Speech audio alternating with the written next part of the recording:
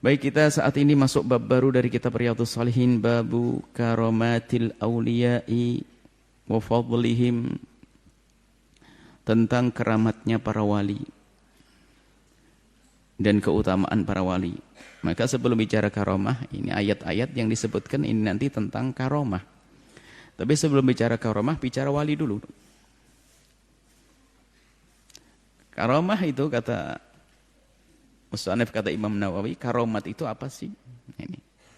Keramat adalah kul amrin kharikin lil adati, kejadian yang luar biasa. Tidak biasanya. Kalau orang nggak bisa, orang biasa nggak bisa, tapi orang yang punya karomah jadi bisa. Yudhiruhullahu, yang Allah tampakkan, ditampakkan oleh Allah kepada siapa? Ala yadi muttabi'ir rasulah, di tangannya orang yang patuh ngikuti Rasulullah sallallahu alaihi wasallam. Imma takriman lahum, untuk takriman lahu, untuk memuliakan dia, atau imma nusratan lil haqi, atau untuk membela kebenaran. Jadi yang namanya karomah itu akan terjadi hanya kepada orang yang mengikuti Nabi Muhammad. Itulah waliullah. Maka sekarang kita bicara tentang wali. Waliullah akan dapatkan karomah-karomah, dan karomah itu macam-macam. Ada yang bisa mempercepat perjalanan, ada yang bisa berjalan di atas air, ada. Itu keramat-keramat kecil. Keramat yang besar itu sangat dekat dengan bentuk ittiba, mengikuti Nabi tadi. Makanya dikatakan aqdhamul karamat adalah apa itu? Paling agungnya keramat adalah apa? Al-istiqamah. Istiqamah dalam kebaikan. Jika ada orang diberi oleh Allah ke sesuatu karamat, misalnya bisa berjalan di atas air, dia jauh dari ibadah. Hanya berjalan di atas air. Apa? Sunnah berjalan di atas air? Wajib dapat apa berjalan di atas air? Coba kalau kita bisa berjalan di atas air, dapat apa kita? Tapi kalau Allah memberikan kepada kita keistiqomahan, ngaji, istiqomah, tahajud, istiqomah, sedekah, istiqomah, ayo. Apa yang kita dapat? Pahala besar dari Allah Subhanahu wa taala. Makanya afdhal karamat, agungnya karamah adalah keistiqomahan. Lah istiqomah dalam ibadah itu sangat sesuai dengan tadi. Keramat adalah kejadian yang luar biasa yang Allah berikan kepada orang yang mengikuti Nabi. Maka dari itu tidak ada karamah bagi orang yang melanggar Rasulullah. Enggak sholat jadi wali, enggak ada. Wali enggak sholat, wali syaitan. Walinya setan, enggak ada. Jangan percaya. Jika ada orang melanggar syariat Nabi Muhammad kok diwalikan, jangan percaya. Tinggalkan manusia itu. Nabi itu imamnya para wali. Kalau ada orang boleh meninggalkan sholat, ya Nabi lah yang pangkatnya paling tinggi yang boleh meninggalkan sholat. Tapi Nabi pun tidak meninggalkan sholat dan tidak boleh meninggalkan sholat. Bahkan Nabi kalau sholat sampai tawarramat qadamah, sampai kakinya membengkak, begitu banyaknya beliau di dalam sholatnya. Lah ini ngaku wali, ndak sholat.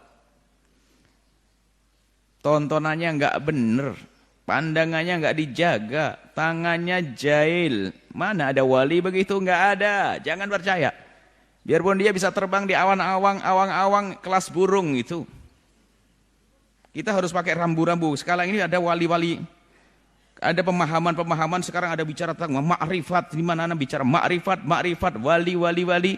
Tapi dikeluarkan dari rambu-rambu waliullah, kekasih Allah itu kan disebutkan dalam hadis qudsi, orang melakukan kefarduan, melakukan kesunan hatta wahibbah, sampai aku mencintai dia, kata Allah SWT dalam firman hadis qudsi. Kalau aku sudah mencintai orang tersebut, aku akan menjadi matanya, aku akan menjadi tangannya, akan menjadi kakinya. Maksudnya aku akan menjadi matanya akan terjaga. Susah ngelihat yang haram. Tangannya akan dijaga, susah melakukan haram. Dikatakan dalam rumus perwalian itu kama annal anbiya ma'sumuna fa innal awliya mahfuduna. Seperti halnya kalau para nabi itu maksum, terjaga dari dosa, maksum terjaga dari, enggak mungkin dosa para nabi. Wali tidak ada yang maksum. Tapi wali mahfudun, dijaga oleh Allah. Mau maksiat susah dijaga. Iya bermaksiat tapi segera tobat. Ini ada orang berkelimang dalam pelanggaran kepada Allah, dianggap wali lagi. Nggak ada, jangan percaya. Baik dia itu melanggar Allah dan Rasulnya melalui lisannya, punya petuah-petuah kalimat-kalimat yang melanggar syariat. Nggak ada wali melanggar syariat Nabi Muhammad. Tidak ada.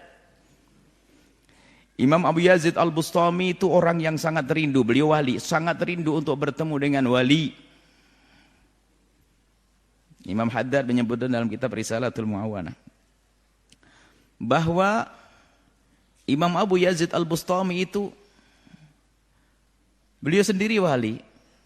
Beliau menjadi wali karena beliau cinta wali. Akhirnya diangkat menjadi waliullah. Sehingga kalau mendengar ada wali itu didatangi. Untuk bisa sambung dengan beliau, dengan wali tersebut, maka minta doa, minta ilmu dan seterusnya.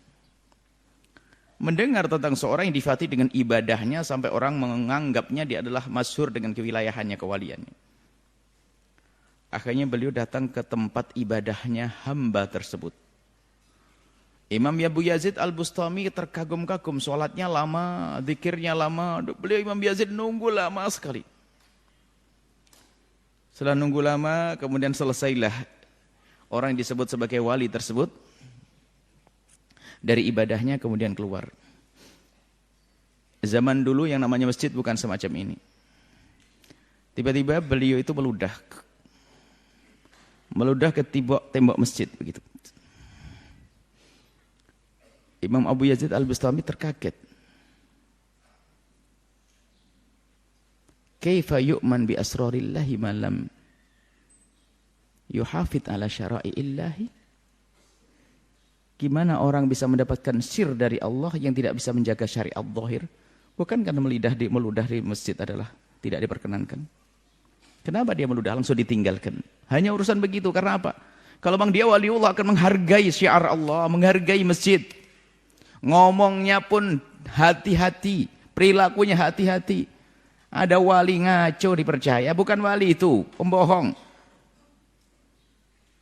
Ini yang sekarang perlu dijelaskan. Ini jangan gampang wali-walian, ngaku-ngaku wali, sudah calling-callingan, main keramat-keramatan. Kasyaf-kasyafan. Wali itu adalah hatinya selamat. Telah terpangkas dengki dalam hatinya, terpangkas benci dalam hatinya. Enggak ada benci, dengki, dendam. Itulah qalbun salim, yang hatinya selamat. Perilakunya, kalau bahkan ibadah tidak teramat-amat kelas tinggi, tapi enggak melanggar syariat. Kalau ada pelanggaran syariat, dia adalah orang yang paling sedih. Ini kita dengar berita tentang wali melanggar syariat, omongannya ngaco, enggak ada itu. Ini rambu-rambu, jangan percaya. Jangan percaya kalau di kampung kita ada wali tapi ngelanggar syariat. Omongannya tidak sesuai dengan akidah yang benar, omongannya ngaco, omongannya membuat orang bermasalah, macam-macam pokoknya, nggak ada. Wali akan terjaga lisannya, wali akan terjaga perilakunya. Kadang-kadang pakai hujah, ini kan kelasnya Nabi Khidir. Nabi Khidir, ente bukan Nabi Khidir, ngaku-ngaku Nabi Khidir. Sholat aja nggak benar ngaku Nabi Khidir. Nabi Khidir kan ceritanya kan membunuh anak kecil, kemudian merusak perahu, kemudian ada beberapa hal, 3 hal. Itu kan Nabi Khidir. Alasannya ini kelasnya maqam Nabi Khidir. Ente bukan Nabi Khidir. Siapa bilang ente Nabi Khidir? Jadi umat Nabi Muhammad saja kayaknya mau dicoret ya ini. Tidak menjalankan syariat Nabi Muhammad. Inilah rambu-rambu yang menjadikan sebab orang tertipu, mengentengkan syariat, tidak mau mengamalkan syariat karena ada wali-wali palsu ini. Atau orang yang mengangkat orang jadi wali, dianggap wali padahal dia jauh dari syariat. Jangan Anda membesarkan orang yang tidak mengagungkan syariat Nabi Muhammad. Yang tidak mengagungkan syariat Nabi Muhammad, dia adalah orang yang harus direndahkan. Siapapun dia, nggak ada, ini rambu-rambu yang nggak bisa dibantah. Jangan diganggu rambu-rambu ini. Yang tidak mengagungkan, waman yu'adzim, siapa yang mengagungkan syiar-syiar Allah itu, kecuali hanya orang bertakwa saja. Kalau tidak bertakwa nggak bisa mengagungkan syariat. Kalau orang main-main merendahkan syariat Nabi Muhammad, Islam, Nabi Muhammad, agama, semua dientengkan, tidak ada wali seperti itu, nggak ada sudah. Anda tidak usah takut kualat. Nggak usah takut kualat dalam menegakkan syariat Nabi Muhammad. Justru Anda jadi waliullah. Kalau Anda menegakkan syariat Nabi. Ini harus ada rambu-rambunya. Baru nanti bicara keramat, muncul keramat. Kalau ada orang nggak punya keistiqomahan dalam ibadah, maksiatnya pun tidak ditahan. Oh ya, masalah melakukan dosa ya wajar manusia. Tapi dia segera menyesal, menyadari. Bukan membela kesalahannya. Kalau sudah orang membela kesalahannya, bahkan kadang kesalahan yang tidak sesungguhnya pun dia menyadari. Misalnya melakukan sesuatu yang menurut orang lain salah, tapi menurut dia tidak salah, dia akan insyaf kok. Karena apa? Mata orang berbeda-beda. Keilmuan seseorang. Misal, saya mengerti 4 madhab misalnya. Misal saja. Kalau ngerti beneran, enggak. Saya masih. Misalnya orang ngerti 4 madhab. Kebetulan dalam satu keadaan saya mengamalkan madhabnya Imam Malik. Atau madhab Imam Abu Hanifah di dalam menyentuh perempuan. Kemudian saya menyentuh istri. Lalu kemudian saya melakukan sholat. Kemudian ada orang menegur. Buya tadi sudah bersentuhan dengan istri. Harus wudhu sholat. Oh iya, astagfirullah, mohon maaf. Makasih. Tinggal ngomong makasih saja kok. Nggak usah ente ini tahu apa. Nggak usah ngomong begitu. Ini sombong banget saya itu. Loh orang kan, itu contoh dalam urusan fikih, nggak perlu sombong kita. Kalau ada orang negur, biarpun sebetulnya dia adalah tidak tahu kita benar betulnya, tapi dia ada nisbah, ada kebenarannya karena dia sesuai dengan ilmunya. Justru sebaliknya, saya akan bikin masalah kepada orang kalau menganggap orang lain semuanya tidak tahu, berarti saya paling sombongnya manusia. Ente belum sampai makom ente. Belum jelas-jelas saya melakukan keharaman, perempuan tak cowel di pinggir jalan. Haram. Ente belum makom. Bilang saja ya makom ente makom neraka gitu. Orang kurang ajar dengan syariat kok pakai makom-makoman. Kalau sudah melanggar syariat, astagfirullah. Tinggal gitu saja selesai. Ente belum nyampe. Ini kadang-kadang muridnya yang membesarkan. Itu kan makomnya Buya, ente belum nyampe. Awas, ente bukan murid anda. Kalau saya salah, anda bela, berarti anda tidak sayang dengan saya. Enggak usahlah diangkat-angkat berlebihan. Wow, ini Buya sudah punya ilmu makomnya beda. Wah, ini murid kurang ajar ini. Sudah saya salah kok malah diangkat-angkat. Salah ya salah, selesai. Memperanggalan syariat kok. Saya manusia bisa salah. Beruntung Sayyidina Umar bin Khattab saja seorang khalifah, imam, mujtahid, melakukan kesalahan, ditegur, senang malah ngasih hadiah kok. Pengikut ini loh biasanya itu bikin masalah, ngagung-ngagungkan berlebihan. Sudah salah masih, ya memang dia tuh makomnya beda ya dengan kita ya. Kok ada santri menjerumuskan kiainya, makomnya beda. Kalau memang sudah melanggar syariat, melanggar, tidak boleh ditiru. Cuman adabnya dalam mengingatkan saja, mungkin kita mengirim surat cinta atau kita duduk berdua menyampaikan begitu. Syariat itu jangan main-main deh. Dan saya juga pesan kepada semuanya, saya pengen tegak dalam syariat. Makanya kalau ada saya salah dalam urusan syariat, tegur. Jangan ditunda-tunda.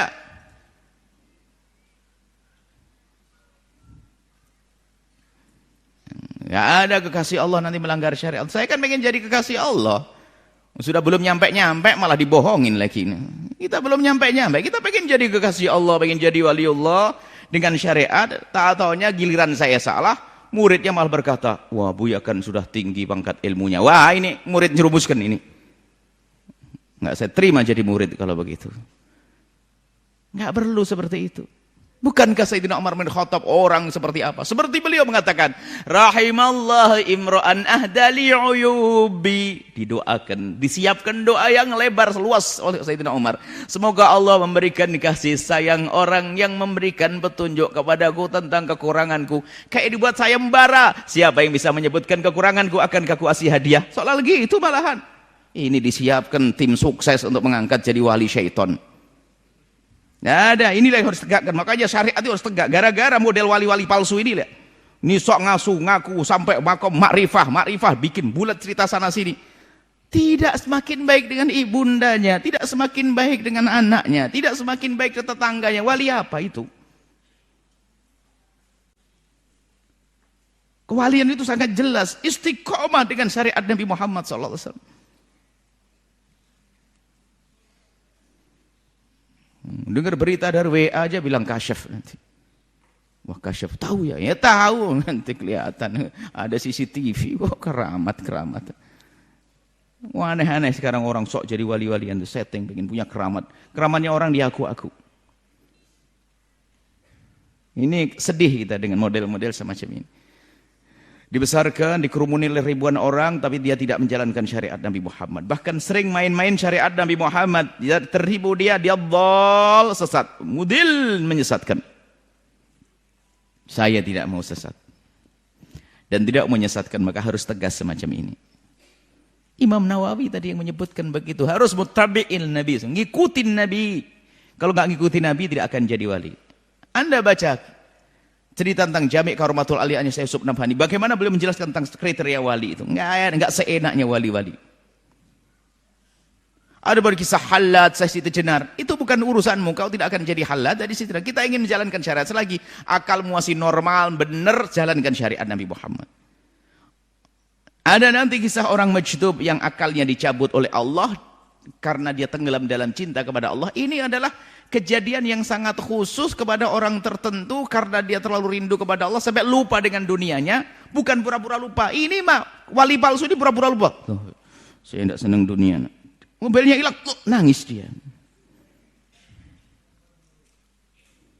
Tapi kalau orang majdub itu majdub, yang sedang ini ada wali majdub yang sudah diambil oleh Allah dalam kecintaannya sehingga dia dengan dunia. Tapi ingat, kita pun tidak boleh belajar dengan orang semacam itu. Hukum zahir di dunia kayak orang gila dia. Dia tidak punya dosa, tapi dia dekat pada Allah, dia kekasih Allah. Tapi bukan tempat kita belajar dengannya, bukan tempat kita minta doa kepadanya, nggak perlu. Wong dia adalah makomnya makom seperti itu. Tapi wali yang pangkatnya tinggi adalah seperti Nabi yang pangkatnya tinggi. Wali pangkatnya tinggi adalah wali sadar. Bukan tenggelam dalam dunia majdub. Sadar, sehingga dia bermanfaat untuk umat. Kalau ada seorang wali dengan dirinya sendiri, ya, tenggelam dalam dunia kecintaannya kepada Allah. Oh, Masya Allah, ahli ma'rifat di kamar sembunyi. Apa manfaatnya untuk orang lain? Bukankah paling dicintainya oleh Allah dari hamba-hambanya adalah yang paling bermanfaat untuk hamba Allah? Dalam riwayat yang banyak. Manfaat untuk hamba Allah apa? Anda mengajar, Anda memberitahu, Anda memberikan petunjuk, Anda menolong. Biarpun nggak pakai gelar wali, Anda wali. Orang kampung dia diberi oleh Allah rezeki. Kemudian dengan rezekinya ia berderma sedekah. Dia menyekolahkan anak ke pondok. Kemudian dia bangun pondok. Dia sholat 5 waktu pas-pasan padahal sholatnya. Tapi hatinya baik sama tetangga. Dia wali biarpun gak ada yang mencium tangannya. Kita perlu kembali memahamkan definisi wali itu. Wali orang bisa berjalan di atas tembok. Wali cicak tuh. Nggak perlu kita begitu. Ada apa aja? Untuk apa? Ngapain jalan di tembok? Iseng banget. Saya bisa, seandainya saya sudah jalan ke atas tembok, nggak ada perlunya. Ngapain jalan di tembok? Ada emas di atas sana. Kita sering orang aneh-aneh. Wali itu yang Allah berikan dirinya manfaat. Imam Nawawi rahimahullah ta'ala. Beliau orang yang sangat fakir. Makanya sehari sekali dipakai puasa setiap hari. Fakir. Beliau menyisihkan rezeki untuk bisa nulis buku, nulisnya bukan kertas bisa di print begini komputer, tidak. Tapi Allah beri karamah, lihat manfaat. Bukan cerita Imam Nawawi nggak sholat, bukan. Puasanya yang didengar, puasa terus sana kayak Imam Nawawi sana. Sholatnya. Bahkan sebelum mengarang melakukan sholat, setelah mengarang melakukan sholat, terus sebelum selesai. Dalam setiap waktu. Sehingga sampai karangannya itu kalau dijejer sepanjang hidupnya itu, dia seperti mulai satu buku setiap hari. Begitu banyaknya karang Imam Nawawi. Padahal zaman itu belum ada zaman komputer, belum ada zaman ketik. Karomah. Lihat itulah wali yang sesungguhnya manfaatnya hari ini kitabnya dibaca ini. Riyadhus Shalihin, Arba'in Nawawiyah. Banyak kitab Imam Nawawi dibaca. Itu manfaat. Wali yang sesungguhnya begitu. Kita lebih senang cerita tentang keramat para wali yang aneh-aneh yang bisa keluar duit dari ketiaknya. Nah, apalagi pasir jadi tepung, berjalan terbang, beli tiket 500.000 sampai Surabaya terbang saya. Nah, repot. Oh gitu aja dicari, ya. Jadi kita perlu kembali ke memahamkan ini permasalahan salah paham tentang definisi wali, sehingga ada orang ngaku-ngaku jadi wali, buat tim sukses diwali-walikan, Masya Allah. Orang awam iya-iya saja, orang awam tuh orang soleh, solehah, polos, bersih hati, yang dirindukan pengen ketemu ulama, ketemu kekasih Allah, ditunjuk wali palsu. Akhirnya apa? Sudah dekat kepadanya, niru, perilaku jeleknya ditiru, nggak ada. Langkah-langkah para wali seperti langkah para nabi, diikuti boleh, karena dia sesuai dengan syariat Nabi SAW. Inilah kita perlu menjelaskan tentang definisi perwalian ini. Kadang-kadang wali-wali palsu, ada wali syaitan, ada wali rahman. Auliya syaitan, auliya rahman, ada kekasih Allah dan kekasihnya syaitan. Nah, nanti ada kejadian yang luar biasa yang pertama terjadi kepada wali, yaitu terjadi pada orang yang dia mengikuti Nabi, syariatnya benar, satu. Yang kedua adalah dia sihir atau urusan dengan dunia sihir, dunia kejahatan itu. Maka dia adalah kejadian yang luar biasa terjadi pada orang-orang fasik yang tidak takut kepada Allah. Oh bisa begini, bisa begitu. Bisa membuat apa? Wah, motor jeder, tabrakan. Meja diangkat dari jauh. Tapi nggak pernah sholat. Sihir. Neraka. Baik. Ini adalah masalah wali-wali yang saat akhir semakin zaman ke belakang ini memang semakin aneh-aneh. Orang dianggap wali tidak masuk kriteria wali. Bahkan Syekh Muhammad Said Ramadan Al-Buti. Kami mendengar definisi-definisi orang soleh dari orang-orang besar seperti itu. Beliau mengatakan bahwa di Syam itu tempatnya orang ulama. Yang Nabi sebut itu bahwasanya ada yang Nabi sebut tentang Yaman dan Syam. Yaman, ya Allah, bariklah nafi Syamina wa Yamanina. Ya Allah, berkailah Syam dan Yaman, berkailah Syam dan Yaman, berkailah Syam dan Yaman. Syam itu tempatnya ulama, Yaman tempatnya ulama, terjaga. Biarpun terjadi problem semacam ini masih saja terjaga. Ulama masih saja muncul dari sana.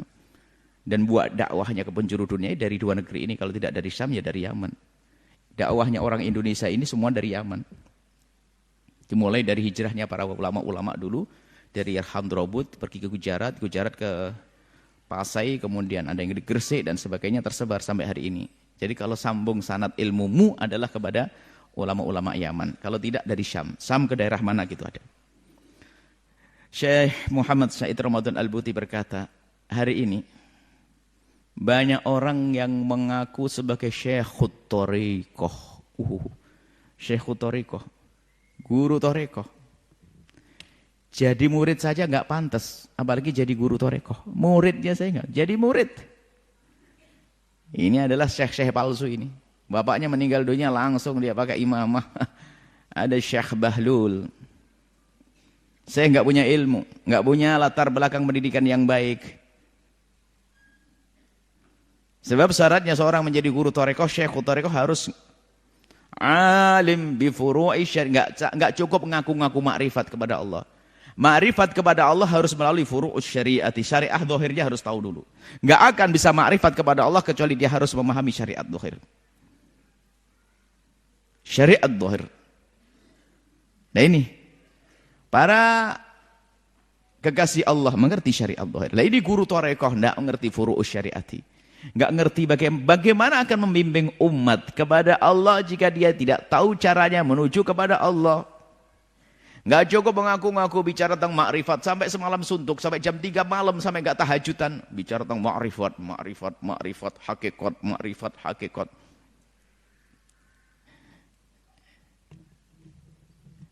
Makrifat dan hakikatnya dalam teori. Padahal para ulama sufi dulu waktu menulis ilmu hakikat dan makrifat itu untuk mengevaluasi dirinya. Sampai di mana dia itu? Dari marhalah syariat, kemudian dia torekoh mujahadahnya sampai dia ma'rifat. Ini dalam irama untuk mengoreksi dirinya. Saya ada di mana saat ini? Bukan diskusi tentang ma'rifat, syariatnya saja enggak ngomong ma'rifat. Akhirnya seolah ngaku kita makom ma'rifat, kenal Allah, arif billah, Allah, kadzab, dusta. Dari sinilah banyak orang-orang mengingkari ahli tasawuf karena banyak pendusta-pendusta tasawuf. Kalau saya bicara semalam suntuk tentang ma'rifat kepada Anda, apa yang Anda dapat saat ini? Bahkan katanya ilmu khusus. Kalau ilmu khusus antara dirimu dengan Allah, jangan sebarkan ke orang kalau ilmu khusus. Ilmu khusus urusanmu dengan Allah, buahnya bukan khusus lagi, umum lagi. Ilmu ma'rifat, ilmu khusus kepada Allah. Tapi buahnya ilmu manusia dengan manusia. Wong ilmu makrifat, kalau orang sudah makrifat kepada Allah akan kebaca. Gimana kalau orang itu makrifat kepada Allah? Dia akan baik dengan bapaknya, dia akan baik dengan ibunya, dia baik dengan istrinya, baik dengan anaknya, baik dengan manusia. Itu buahnya buah makrifat. Bukankah yang kenal Allah akan kenal hamba Allah nanti? Ahli makrifat sama tetangga nggak aru-aruan, nggak setegur siapa, nggak pernah membantu, pelitnya nomor satu. Bicara makrifat terus setiap hari. Makrifat. Sudah makrifat kepada Allah dikritik marah. Lah, para kekasih Allah dikritiki bangga marah.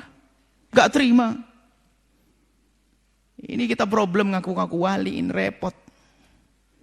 Baik, kita bersama Imam Nawawi saat ini. Beliau menjelaskan tentang keramat, tentang wali itu saatnya muttabi'ir rasul, mengikuti baginda Nabi SAW. Kalau nggak ngikuti Nabi nggak akan wali semua. Wali ngikuti Nabi SAW, harus ngikuti Nabi. Sudah, rumus selesai. Jangan Anda percaya dengan orang yang kata nama besarnya seperti apapun, kalau dia ada kalimat yang keluar dari syariat Nabi, perilaku yang keluar dari syariat Nabi, maka ketahuilah. Kalau dia tidak sikap menginsafi dan sadar tobat, maka dia bukan wali. Untuk mengukur apa? Syariat zahir, jangan bicara batin. Syariat zahir, Anda ngukurnya dengan halal haram yang selama ini diajarkan para ulama. Kalau dia melakukan keharaman, nggak ada wali. Selesai.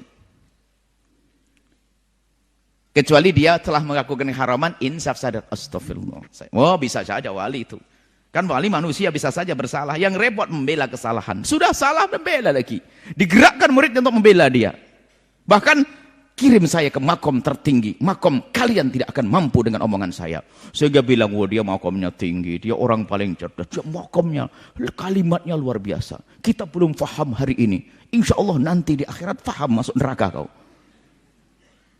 Ini urusan ayat syariat zahir kok dibikin main-main. Jangan, paling sedih saya dengan urusan main-main syariat. Syariat Nabi Muhammad dibikin main-main.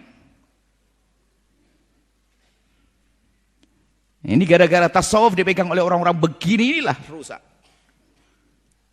Tasawuf dipegang oleh orang-orang yang ngaku, belajarnya enggak.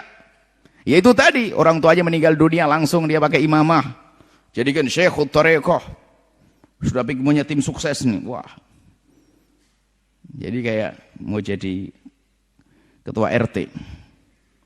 Tim sukses diberi mana nanti ada, ente cerita kejadian ini. Ente ceritain ini. Wah, Masya Allah gini-gini. Kadzab, dusta. Bahkan kalau bicara karomah nanti, karomah dikatakan keramat para wali itu kalau diberi oleh Allah karomah tuh sedihnya nggak selesai-selesai. Diberi sesuatu yang keramat masih derajat luar biasa, bukan istiqomah. Kalau istiqomah syukur. Istiqomah salat syukur. Di saat diberi oleh karomah kejadian luar biasa, ya bisa membuat apa-apa, ngomong begini jadi, itu sedih. Orang seperti saya kok bisa diberi seperti itu, pantas enggak ya saya? Jangan-jangan ini istidraj. Bukan nikmat yang sesungguhnya, akan tapi bahan untuk menenggelamkan aku di neraka. Takut mereka. Di saat punya kejadian-kejadian malah takut. Bahkan lebih takut lagi, aku takut kalau punya keramat-keramat seperti itu. Aku pengen punya keramat yang namanya istiqomah saja deh. Yang lain gak usah deh. Nggak usahlah nyebrang di atas air pakai berjalan di atas air, nggak usah, nggak pengen. Kenapa? Itu bahaya, takut menikmati itu semuanya. Bahkan sanjungan orang pun mereka takut kok. Takut lupa kepada Allah. Di saat diberi keramat kejadian yang aneh-aneh, menangis, takut dia berhenti. Sampai kalimat masyhur di kalangan mereka apa? Ma saddana an liqa'il mahbubi illa wuqufuna bi ghairihi. Aku ini menuju kepada Allah. Tidak ada yang menghalangiku untuk sampai kepada Allah. Di saat aku sudah terpaku, terhenti kepada selain Allah. Selain Allah itu apa? Karamah itu selain Allah. Mereka tidak pernah menoleh kepada keramat. Sekarang puasa biar bisa terbang di awang-awang. Puasa biar bisa ngapain. Bukan karena Allah. Mana wali begitu? Ini kita melihat bermacam-macam, sesaat ngaku makrifat, dikit-dikit makrifat kepada Allah. Apa makrifat kepada Allah? Baca ahli zahir yang menjelaskan tentang makrifat. Kalau ahli makrifat menjelaskan tentang makrifat, itu babnya ilmu khusus yang tidak boleh disebarkan ke siapapun kalau memang betul ada. Dan sangat sederhana. Kalau ilmu makrifat itu sangat sederhana, nggak ada yang berat. Ilmu makrifat kepada Allah nggak boleh dipelik-pelikkan, nggak boleh karena makrifat hendaknya bisa ditemui oleh siapapun. Bahkan nggak boleh harus ditemui oleh siapapun dan mudah ditemui oleh siapapun makrifat kepada Allah.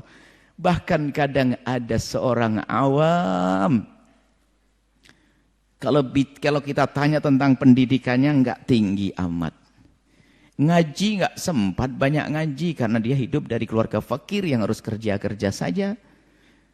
Akan tapi Allah pilih orang tersebut menjadi kekasih Allah. Lihat ibadahnya khusyuk. Kalau sudah disebut para kiai kalau itu haram langsung ditinggalkan. Astagfirullah. Tahajudannya Masya Allah jam 2 sudah bangun sampai pagi. Duha nggak pernah putus puasanya.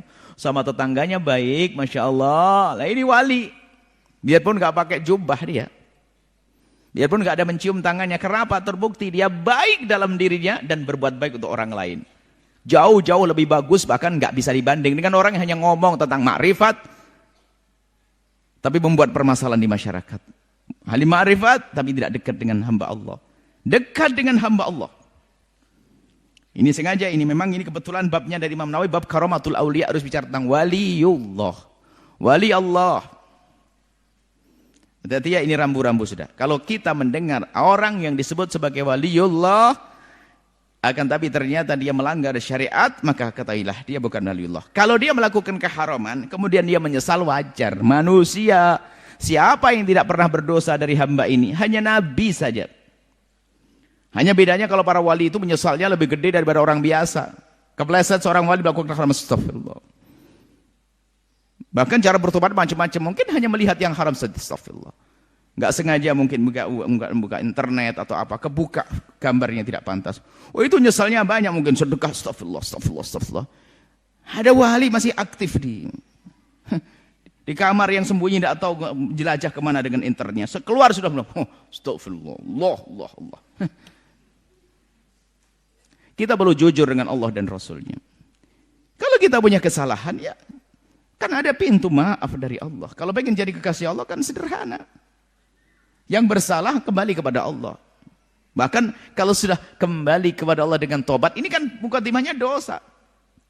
Biarpun ada orang bertobat tanpa dosa, tobatnya Nabi Muhammad. Tapi kalau kita mukadimahnya seperti dosa dulu bertobat. Tapi jangan mencari dosa, artinya kita ini biasa bersalah. Maka segeralah kembali kepada Allah. Kalau sudah Anda kembali kepada Allah, Anda masuk maqam mahbubiyah, dicintai Allah, yaitu wali, ahli tobat. Innallaha yuhibbut tawabin, Allah cinta. Nah, kalau sudah Allah cinta wali. Orang-orang yang bertobat, ini sudah dosa dibela. Dosa itu macam-macam, ada dengan Allah, dengan Rasulullah, dengan syariat ini, merendahkan syariat Nabi. Dosa, jangan main-main. Bahkan tidak ada waliullah yang ridha jika Nabi Muhammad direndahkan, jika syariat Nabi Muhammad direndahkan, enggak bakal ridha. Kalau Anda wali, kalau memang Anda adalah waliullah, enggak bakal. Secara otomatis hati Anda akan dijaga. Enggak mungkin ridha di saat syiar agama Allah itu direndahkan. Enggak rela, pasti enggak rela. Tapi kalau daerah bohong, bukankah Nabi yang menyuruh untuk kita membela syiar agama Allah? Mana mengikuti Nabi Muhammad SAW? Tentunya setelah itu kan cara bagaimana kita bertindak. Itu kan adab lagi, adabnya wali dengan kelembutan, keindahan, kebijakan, kecerdasan, ilmu, syariat, akal. Dipakai semuanya di dalam menyelesaikan permasalahan. Tidak usah khawatir tentang wali-wali. Mudah. Wali gak akan bikin kualat kepada Anda. Tidak akan musibah pada wali. Akan mendatangkan rahmat kepada Anda. Asalkan Anda hormat kepada wali. Cinta pada wali. Cirinya wali apa? Tegak menjalankan syariat. Selesai. Yang bohong-bohongan jangan diikuti. Yang jauh dari syariat jangan ikuti. Sebab Anda akan niru kejelekannya nanti. rugi. Sehingga menjadi orang yang sombong dengan kemasan. Dia disalahkan, mas itu nggak benar. Oh, ente belum makom. Sudah gayanya sudah kayak wali lagi nih. Ente lah orang-orang. Ente tidak pernah ngaji. Kalau bahasanya ente masih kulit. Ngajimu masih kulit di kuping tok, belum resep di hati. Wah itu sombong, sudah sombong. Belum apa-apa sudah sombong, ngeremehin orang lain. Bahasanya Pak, kalau apa itu masih batoknya, cangkangnya, kamu belum masuk loh. Belum apa-apa sudah merendahkan orang lain, itu bagaimana? Katanya wali, masuk torekoh merendahkan torekoh yang lainnya. Ini unik banget. Kita bertemu dengan orang katanya dia syekhut torekoh, tapi setiap duduk menghabiskan torekoh yang lain. Waduh, loh kok hidupnya jadi menggunjing? Wah betul wali setan dia. Biarpun jubahnya lebih gede dari ini, bohong dia. Memang urusan perwalian ini harus benar-benar masalah kewalian harus ditegaskan rambu-rambu. Wali itu kayak apa sih? Baca kitabnya Syekh Yusuf Nabhanitan, Jami' Karumatul Aliyah. Dia punya muqaddimah. Bahkan dibahas tentang apakah seorang wali boleh tahu kalau dirinya wali. Ulama berbeda pendapat. Sebagian mengatakan seorang wali pun tidak boleh tahu kalau dia wali. Karena kalau orang tahu dirinya wali akan jadi sombong dan itu bahaya. Sebagian mengatakan begitu. Jadi nggak sadar kalau dia wali. Bahkan waliullah itu disembunyikan di antara hamba-hamba Allah. Nggak tahu mungkin istrimu adalah waliullah. Mungkin pembantumu di rumahmu adalah waliullah. Dia yang sangat dekat kepada Allah. Sehingga kita terbangun husnudzon, berbuat baik sama sesama manusia. Bukan merendahkan. Lah sekarang bukan ini dilanggar aturan Nabi. Bukan husnudzon orang lain jadi kekasih Allah. Tapi menjadikan dirinya kekasih Allah. Orang lain direndahkan. Kan capek ini, repot ini. Rumusnya kebalik semuanya. Selesai, ini masalah perwalian.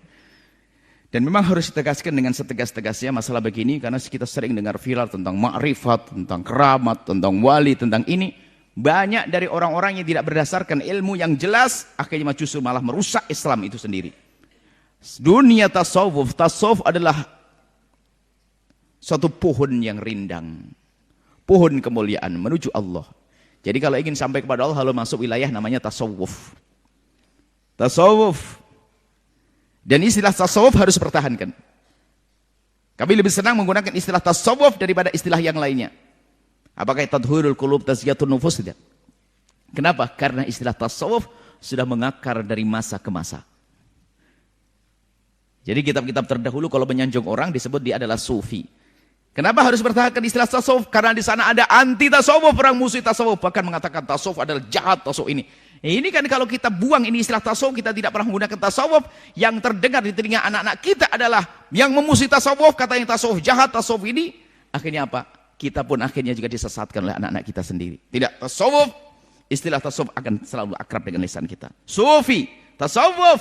Biarpun setelah itu kita juga bisa menggunakan istilah tazkiyatun nufus, tahdzibun nufus, tathhirul qulub, dan bisa boleh, raqa'iq boleh.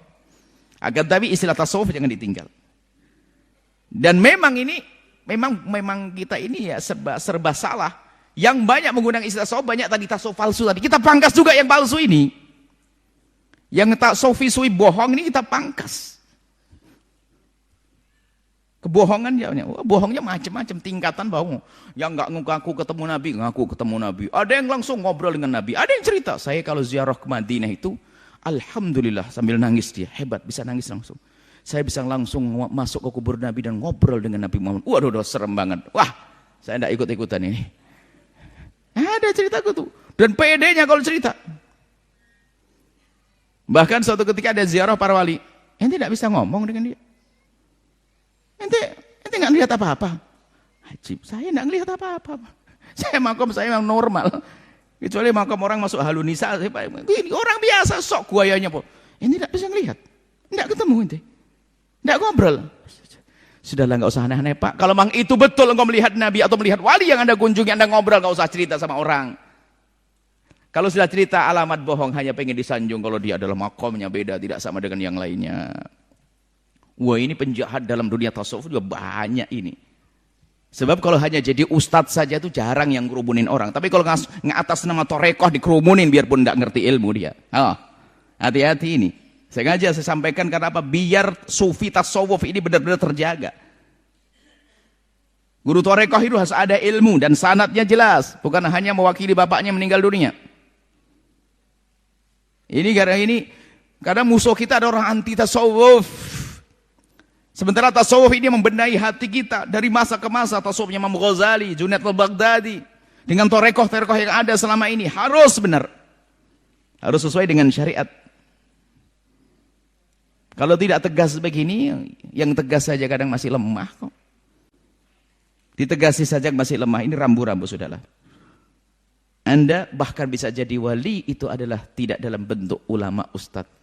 Mungkin dia seorang pakar atom. Saya teringat guru mulia Habibullah menyebutkan seorang kekasih Allah waliullah bisa saja orang yang kacamatanya tebal di laboratorium, dia adalah seorang yang mengadakan riset tentang sebuah penemuan yang nanti akhirnya untuk bermanfaat untuk umat Nabi Muhammad. Bisa saja dia wali kok. Karena dia dekat kepada Allah, kemudian semua ide-idenya akan digunakan yang bermanfaat untuk umat Nabi Muhammad. Kepada Allah dulu, pikirannya untuk umat Nabi Muhammad. Lah ini ada wali ngerok ngambil dari umat Nabi Muhammad. Nah, ini kan kurang ajar walinya. Wali palsu. Berpikir bagaimana bermanfaat untuk umat Nabi Muhammad sallallahu alaihi wasallam. Sengaja insya Allah. Dan mungkin kita harus membahas dalam tahun ini tentang wali-wali terus ini. Karena banyak palsu-palsu yang merusak tasawuf-tasawuf ini. Yang ngaku-ngaku makrifat, ngaku-ngaku ini, cerita ini dan sebagainya, merusak tasawuf.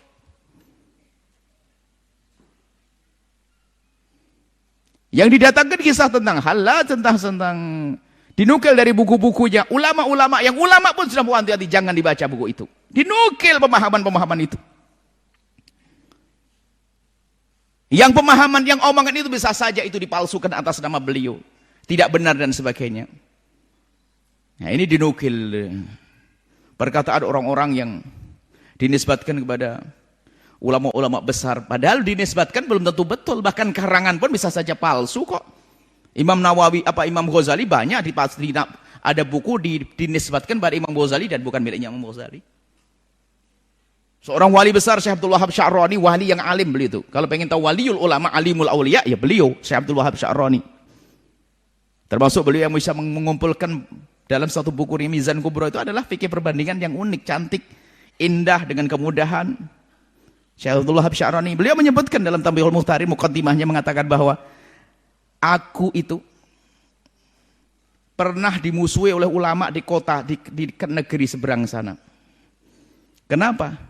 Waktu saya nulis buku, saya sebarkan, buku itu sampai di sana dipalsu sama orang. Disusupkan, jadi dunia tasawuf itu banyak yang ingin meracuni. Disusupkan dalam bukuku, kemudian dibaca di sana, kan beda dengan omongan saya.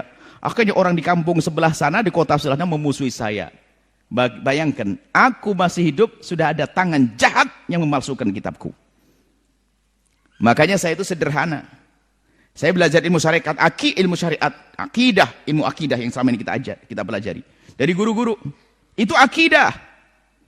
Dan kalau sang akidahnya benar, nanti langsung kekasih Allah itu dari situ. Syariat yang benar. Maka kalau ada buku-buku yang bertentangan dengan akidah begini-begini, langsung saya tinggal. Sudah selesai, tidak mau ribut. Bahkan imam-imam besar, Imam Haddad pun berpesan, jangan baca kitabnya fulan. Jangan baca kitabnya Abdul Karim Al-Jili, jangan baca kitabnya, bahkan sebagian kitab Ibn Arabi. Wali besar Ibn Arabi, wali. Akan tapi ketahuilah bahwa ada beberapa kitab yang sebagian ulama mengatakan ada madsus, ada yang susupkan di sana oleh tangan-tangan jahat. Sehingga banyak kalimat-kalimat yang orang tidak akan paham. Bahkan mungkin bisa salah paham. Selagi mungkin paham, mungkin salah paham atau tidak paham, kenapa harus diajarkan? Kan begitu. Biarkan saja dalam perpustakaan. Ini sekarang ada orang aneh-aneh menghadirkan buku-buku yang seperti itu. Hati-hati. Anda subhanallah untuk benah diri baca kitab Bidayatul Hidayahnya Imam Ghazali. Kalau ingin meningkat lagi Minhajul Abidin Imam Ghazali yang dianggap sebagai kitab terakhir oleh beliau. Diperas dari semua perjalanan hidup beliau, dari seorang pemikir, filosof, ahli fikih, ahli tafsir, semuanya. Beliau melalang dalam dunia ilmu, diskusi, dialog, debat. Akhirnya beliau tunduk kepada dunia tasawuf. Termasuk buku yang paling populer adalah Ihya Ulumuddin. Diringkas dengan Bidayatul Hidayahnya. Kemudian diulas lagi dalam bentuk Minhajul Abidinnya. Baca kita begitu. Yang mengajari kita bagaimana baik dengan sesama, baik dengan orang tua, baik hati. Itu gak usah yang aneh-aneh deh. Kalau pengen buku tasawuf yang sangat mudah dibaca juga, buku-bukunya Imam Haddad rahimahullah ta'ala. Baca semuanya tuh, gak kurang referensi. Gak perlu kita dengan buku yang aneh-aneh. Ini kita harus tegas dalam hal-hal semacam ini. Baik, ini kebetulan bab waliullah ya. Kalau kita saat ini heboh urusan penyakit-penyakit zahir, kenapa Anda takut penyakit zahir? Yang paling kita takut penyakit batin ini loh, yang membahayakan ini. Orang kayaknya selamat, nggak selamat. Kayaknya benar, tapi masuk wilayah sombong, wilayah riya, wilayah macam-macam. Maka kata Imam Ghazali rahimahullah ta'ala, membersihkan penyakit hati adalah fardu ain di atas fardu ain. Fardu ain di atas fardu ain. Baik. Kita langsung kepada beberapa ini firman Allah Subhanahu wa taala ya. Kita baca. Ini masalah sudah masuk bab keramat. Nah, wali sudah jelas ya. Enggak ada wali yang enggak menjalankan syariat Nabi sallallahu alaihi wasallam. Ini babu karamatil auliya'i wa fadlihim, tentang keramat aulia dan keutamaan para wali. Kalau Allah taala, Allah Subhanahu wa berfirman, "Ala inna auliya Allahi la khaufun 'alaihim wa lahum yahzanun." Para kekasih Allah itu tidak punya rasa takut dan tidak akan punya rasa kegelisahan dalam keadaan apapun. Karena dia merasa tenang dengan Allah. Gelisahnya adalah di saat bermaksiat. Gelisahnya di saat melakukan dosa. Gelisahnya adalah di saat tidak bisa berbuat baik. Maka dia ada orang yang bakal diamankan oleh Allah. Aman. Khususnya nanti di akhirat. La khaufun alaihim wa lahum yahzanun. Di akhirat sudah tidak ada rasa takut lagi. Sebab apa sudah dihabiskan dengan di dunia. Takut maksiat. Menjaga. Para waliullah sangat menjaga syiar agama Allah. Alladzina amanu, mereka orang yang beriman. Amanu, beriman. Wa kanu yattaqun, dan mereka bertakwa. Nah, ini. Tadi judulnya bab keramat, tapi rumusnya didahulukan dulu. Dia beriman kepada Allah, bertakwa. At-taqwa hahuna, kata Nabi, takwa di dalam hati. Maksudnya takwa di dalam at-taqwa hahuna, bagaimana maksudnya takwa di dalam hati? Hati ini adalah raja di dalam dirimu. Dialah yang akan merintahkan matamu untuk melihat yang benar. Hatimu akan merintahkan tanganmu untuk mengambil yang halal. Hatimu yang menjadikan kakimu melangkah menuju yang Allah ridhoi dari hati.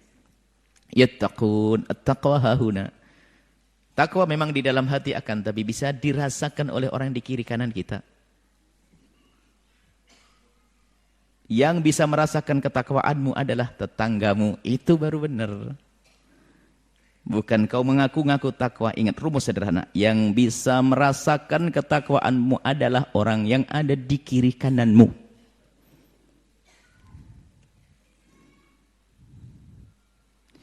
Jika yang di kiri kananmu nyaman dengan dirimu, dengan kebaikanmu, maka engkau bertakwa. Ingat, yang bisa merasakan ketakwaan di dalam hatimu adalah orang yang ada di sekitarmu.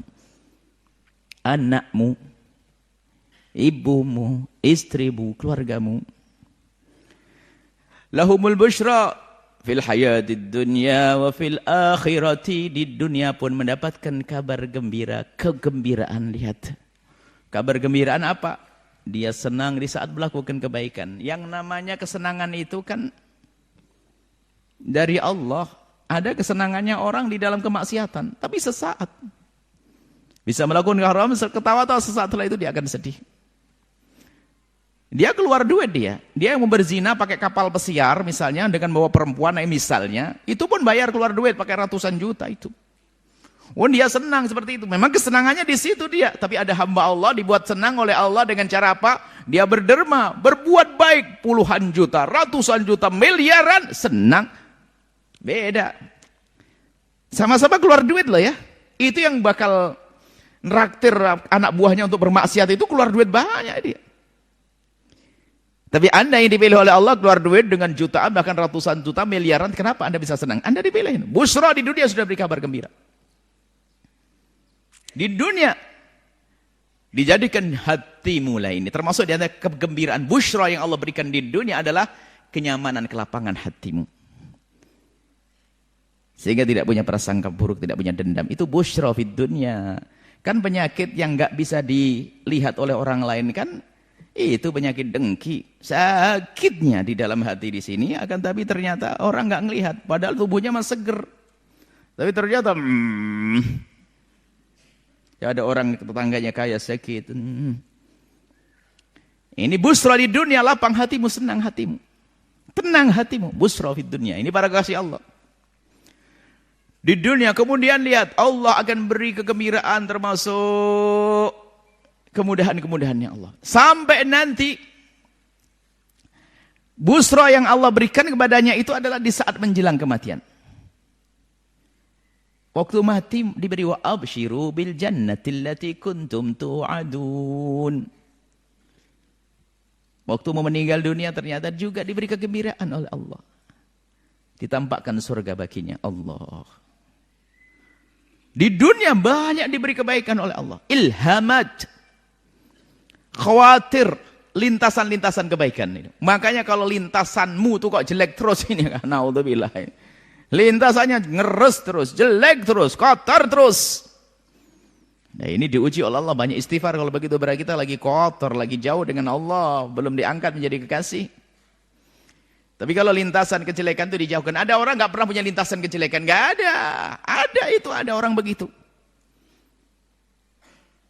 Baik lintasan kejelekan berkenaan dengan pemikiran, atau urusan syahwat, urusan hati. Ada yang dijauhkan dari pemikiran kotor, ada. Biarpun kelihatannya dejer 10 orang, 15, 1, 2, 3, 4, 5, 6, 7, 8, 9. Itu beda-beda urusan hatinya. Ada yang satu lintasannya kebaikan, terus full kebaikan. Ada yang kebaikan 10, 11-nya jelek. Ada yang 5 jelek, 10, 5 jelek. Ada yang dari awal akhir kotor terus. Modelnya sama, pakai kopiah sama. Duduk di majelis sama. Maka sekarang koreksi masing-masing dirimu sendiri. Ada busyra enggak di dalam hatimu? Kalau memang ada busyra, maka engkau adalah orang bertakwa. Ahli iman tadi. Waliyullah busyra fil hayatid dunya. Wa fil akhirati. La tabdila li kalimatillah, enggak ada perubahan. Kalau sudah ditentukan begitu, kau akan menjadi kekasih Allah, selesai. Jadi kasih Allah. Dan kita tidak tahu apa yang terjadi esok hari, maka mintalah kepada Allah. Ya Allah, jadikan aku kekasih-kekasihmu ya Allah. Bahkan mintalah kalau kau berikan keramat, ya Allah sudah keramat istiqomah, jangan keramat yang bikin orang terpukau nanti ya. Ya, enggak usahlah sholatnya setiap hari di Mekah mau gitu. Ke Mekah nanti umroh bareng ya, gitu. Haji bareng. Yang benar-benar lah, yang enak-enak lah gitu, yang zahir-zahir yang jelas. Kalau orang umroh kan disanjung oleh Rasulullah, berangkat umroh dengan biaya, disanjung tentang biayanya diganti oleh Allah. Bahkan yang tidak bisa berangkat karena nggak punya duit pun ternyata oleh Allah diberi pahala cukup dengan sholat duha. Kan mudah sekali dengan Allah. Nggak ada keluh kesah. Dzalikal wal fauzul adim. Dan kemudian setelah busra fid dunya wa fil akhirah, tidak akhirat beri kabar gembira lagi. Ditampakkan amalnya, diridhai Allah, Allah ridha, udkhuli jannati. Udkhuli fi ibadi wa udkhuli jannati. Masuklah kau golongan hamba terkasihku dan masuklah surgaku Allah. Itulah saat yang luar biasa. Nafsumu sudah radiyah mardiyah puncak. Masuk keindahan, radiyah mardiyah. Terima puas, Allah ridha dan engkau ridha yang Allah berikan. Ini surga. Dari dunia tadi. Kekasih Allah. Setelah itu apa ada khauf? Tidak ada lagi. Khuzun tidak ada. La khaufun alaihim wa lahum yahzanun. Ini satu ayat. Mungkin karena waktu ya. InsyaAllah ayat berikutnya sekaligus kita. Tidak apa-apa diulang-ulang masalah perwalian ini. Supaya betul-betul Anda punya rambu-rambu. Dan jangan remehkan kiai kampungmu itu. Kiai di kampungmu itu banyak kita menemukan. InsyaAllah mereka wali-wali benar. Di kampung-kampung subhanallah. Usahanya enggak urusan dengan usaha yang ada campur riba, campur ini. Usaha dia kiai, perginya ke sawah, nyangkul, cocok tanam. Pulang membawa sayur, pergi ini dah Allah subhanallah. Kadang-kadang ngajar pun dalam keadaan capek sekali karena bekerja dia. Enggak masyhur, enggak ada di YouTube, Anda cari enggak ada orang itu. Di televisi enggak ada. Tapi tengah malam dia nangis kepada Allah. Mendoakan umat. Dan bisa jadi kalau kita bisa berdakwah ramai begini, berkatil mastur. Kam min masyhurin berkatil mastur. Alangkah banyaknya orang yang masyhur itu bisa berdakwah berhasil berkat orang-orang tersembunyi di kampung-kampung itu. Oh ini luar biasa di kampung kiai-kiai kampung itu. Dan sekarang kan enggak, kita kampung terpesona dengan orang yang kelihatan di televisi kan begitu, masyhur, wah. Padahal kalau mbah kita wafat bukan dia yang ngurusi kan? Anda yang di televisi sana. Yang lihat televisi, tetangga Anda sakit, saya tidak datang. Bahkan kalau orang tua Anda meninggal pun bukan saya yang datang. Kenapa Anda tinggalkan kiai kampung Anda yang selama ini mengajari Anda sholat? Hanya gara-gara melihat Buya Yahya di televisi, wah Anda fitnah itu. Anda nggak benar, nggak bisa menghargai orang yang telah mengajarinya baik. Saya tidak bangga kalau Anda jauh berkumpul di sini lalu meninggalkan kiai kampung Anda, saya tidak bangga. Saya tidak bangga. Jangan saya menyesal setelah datangi orang-orang yang tidak tahu budi. Kembalilah kepada kiai kampung Anda itu, lihat. Itu diam-diam bisa menjadi kekasih-kekasih Allah tuh yang tidak pernah ada yang orang tahu. Dia tulus, dia ngajari lillahi ta'ala. Bahkan yang ngajar madrasah diniyah itu lihat, dikasih sabun sama uang 20.000 3 bulan. 3 bulan 20.000. Mana ada dosen mau dikasih begitu? Kelas orang kampung, makanya tolonglah jangan gampang. Saya senang satu sisi dia ada ramainya jamaah semacam ini, tapi saya akan kecewa jika Anda sudah tidak bisa menghormati orang yang mengajarimu wudhu di rumahmu, di kampungmu. Ini kalau Anda bisa memuliakan mereka, Anda wali nanti. Anda kekasih Allah. Hormati mereka. Karena biasanya ini adalah dekat dengan orang-orang. Ini dekat dengan, wah ini ustadz televisi, ustadz media, ustadz viral, ustadz ini ya, ustadz viral. Ya. Fir'aun viral, mau jadi muridnya Fir'aun. Bukan jaminan keterkenalan seseorang itu, dan jaminan. Nah, ini kesempatan juga urusan wali-wali, jangan sampai Anda terpesona orang yang jauh-jauh begini, Anda datang ke sini tapi Anda tidak bisa menghargai kiai kampung Anda. Wah, musibah bagi Anda. Saya pernah suatu ketika ya, datang ke satu pengajian kan. Kebetulan pengajian rumahnya itu di belakang panggung begitu. Waktu itu ada rintik-rintik hujan. Dan biasanya kami kalau pengajian langsung cepat, ayo, jangan lama-lama. Cuman katanya orang yang ada di ruangan rumah itu, orang tua berkata, nunggu Pak Kiainya. Oh, karena nunggu Pak Kiainya saya nggak bisa memaksa lagi, karena apa? Saya bangga kalau masih ada orang menghargai Kiainya. Alhamdulillah, nunggu Pak Kiainya. Setelah itu saya tunggu, tidak lama kemudian saya biasa. Ada camilan, ada kacang rebus, saya makan ini sambil. Saya nggak sadar, tiba-tiba saya hanya ngelihat ada orang datang. Tiba-tiba setelah itu apa? Buya naik. Loh, mana Pak Kiai? Itu. Saya tahu betul Pak Kiai itu datang dengan sepeda motor. Sendirian, nggak ada jemput. Saya datang dijemput. Wah, jalannya pun dikawal, saya kayak orang sakit saya itu. Ini Kiainya datang, saya ingat betul karena dia pakai mantel begitu. Dibuka helmnya, nggak pakai kopiah. Rupanya kopiah yang taruh di dada begini, disempitkan di dadanya. Lalu diambil, miring, kopiahnya miring, setengah miring begitu. Sambil mundur. Saya tak pikir orang biasa, saya tidak ngerti. Tidak ada yang menyambut dia, tidak nyalami. Langsung saja 2 orang yang nyalami, langsung kemudian diajak naik, selesai. Oh, saya marah betul, berubah topik saya. Kau menghargai saya berlebihan, tapi kiaimu tidak kau hargai. Model apa kau ini? Mbahmu mati, bukan saya yang datang, dia yang repot. Nenekmu sakit, dia yang repot. Kenapa kau menghargai saya berlebihan sementara orang kiai ini? Wah, dari awal akhir saya berubah. Ya sebegitulah kadang-kadang. Ya, semoga tidak hawa nafsu itu. Kadang-kadang seperti itu, terkagum dengan kiai. Makanya hati-hati duduk dengan ustadz terkenal. Jangan hanya pengen numpang keterkenalannya, kemasyhurannya, pengen wah nanti kan bisa di DP di fotonya, wah saya duduk dengan fulan. Wah. Bukan bangga dengan keulamanya, bangga dengan kemasyhuran ustadz tersebut. Musibah ini. Kayaknya harus dilarang foto setelah ini. Saya tidak bangga kalau Anda menghormati saya, tapi Anda tidak menghormati kiai kampung Anda. Kembali ke kiai kampung Anda kalau Anda pengen manfaat ilmu ada di sini. Bawa kiai di kampung Anda, apalagi kiainya segala kekurangan. Anda bisa membantu tempat ini dengan ratusan juta, miliaran barangkali.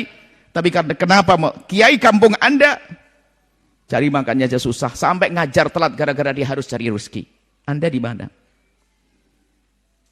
Anda di mana? Nah ini berarti salah Anda cara mandang wali itu kekasih Allah. Itu kekasih Allah itu yang berjuang tanpa pamrih, gak pakai sanjungan. Gak ada yang menyebut-nyebut tapi tulus di kampung, Masya Allah. Bajunya robek dijahit, Masya Allah. Sarungnya itu saja dari dulu Allah. Yang penting tutup aurat.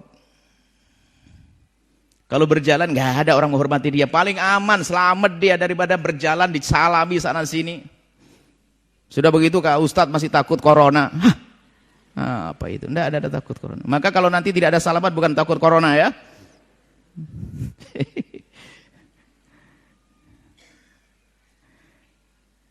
Allah yang menjaga kesehatan kita. Baik, tapi Bang hari ini tidak ada salaman nanti.